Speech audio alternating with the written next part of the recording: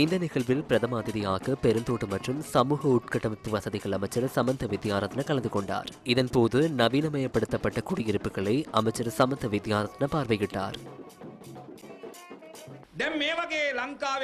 தொடர் குடியிருப்புகளில் மாத்திரம் 2,62,000 பெருந்தோட்ட மக்கள் வசிக்கின்றனர். அவர்களில் 2,150 பேருக்கு வீடுகள் வழங்கப்படும். இது மிகவும் குறுகிய எண்ணிக்கையாகும். நாங்கள் தற்போது இந்தியாவுக்கு நன்றி செலுத்துகின்றோம். இந்திய திட்டத்தின் கீழ் தொடர் குடியிருப்பு பகுதிகளில் உள்ள மக்களுக்கான வீடுகளை அமைத்துக் கொண்டிருக்கின்றோம். அவர்களுக்கு தனி வீடுகளை வழங்கிக் கொண்டிருக்கின்றோம். அந்த வீடுகளுடன் உங்களுக்கு 10 பேர்ச் காணியும் இலவசமாக கிடைக்க உள்ளது. அடிப்படை வசதிகளை நாம் செய்து கொடுக்க உள்ளோம். வீதிகளை நிர்மாணித்தல், குடிநீர் மற்றும் மின்சாரத்தினை பெற்றுக் கொடுக்க உள்ளோம். இவை அனைத்தும் அரசாங்கத்தின் வேலை திட்டமாகும். வீடுகளை அமைத்துக் கொடுப்பதற்கு இந்தியாவிடமிருந்து நிதி கிடைக்கப்பெற உள்ளது. இந்த வருடத்தில் 10 பேர்ச் காணியுடன் ஒவ்வொரு நபருக்கும் நாம் இந்தியாவுடன் இணைந்து 2056 வீடுகளை நிர்மாணிப்பதற்கு தீர்மானித்துள்ளோம்.